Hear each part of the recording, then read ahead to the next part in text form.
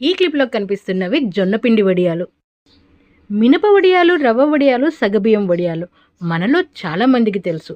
కానీ జొన్నపిండి, రాగి పిండితో కూడా వడియాలు చేస్తారని మాత్రం చాలా కొద్ది మందికే తెలుసు.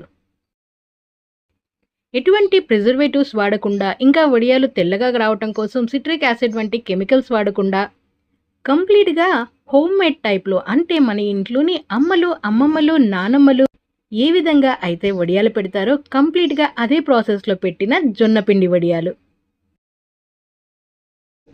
అలాగే ఈ క్లిప్లో కనిపిస్తున్నది మునక్కాడ మినప వడియాల పులుసు.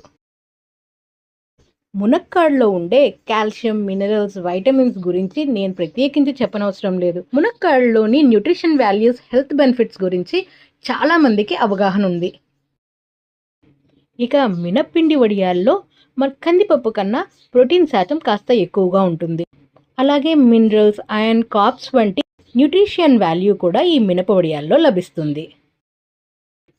అన్నట్టు ఈ మినప వడియాలు కూడా శ్రీశైలం స్వగృహ ఫుడ్స్లో కంప్లీట్గా హోమ్ మేడ్ ప్రాసెస్లోనే గ్రైండర్లో వేసి రుబ్బిన పిండితో చేసిన వడియాలు. ఇక ప్లేట్లోకి ఫస్ట్ కర్రీ, తర్వాత రైస్ వడ్డించుకున్న తర్వాత ఇప్పుడు జొన్నపిండి వడియాలు కూడా వడ్డించుకున్నాము. సమ్మర్లో మనం తినే కూరలు కొంచెం ఫ్లోయిగా, అంటే పులుసుల రూపంలో ఉంటేనే బెటర్ అండి. డీప్ ఫ్రైలు కానీ, షాలో ఫ్రైలు కానీ సమ్మర్లో తగ్గించుకుంటాం మంచిది. తగ్గించుకుంటాం కన్నా ఈ సమ్మర్ ఉన్న 2 నెలలు ఫ్రైల జోలికి వెళ్లకుండా చక్కగా ఇటువంటి పులుసులు, రసాలు, పప్పుచారు వంటివి తినడమే ఉత్తమం. ఈ ప్లేట్లో లంచ్ నుంచి కార్బ్స్, మినప వడియాల నుంచి ప్రోటీన్, ఫైబర్, మినరల్స్, మునక్కాడ నుంచి కాల్షియం రాగా కావలసిన ఫైబర్ అంతా మనకి జొన్నపిండి వడియాల నుంచి వస్తుంది. ఒక విధంగా చెప్పుకోవాలి అంటే కంప్లీట్లీ న్యూట్రిషనల్ ప్యాక్డ్ మీల్ అని చెప్పుకోవచ్చు.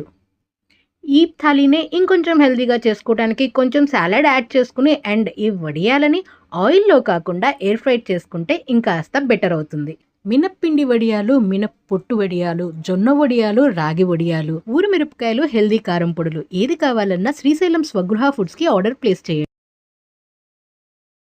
జై హింద్.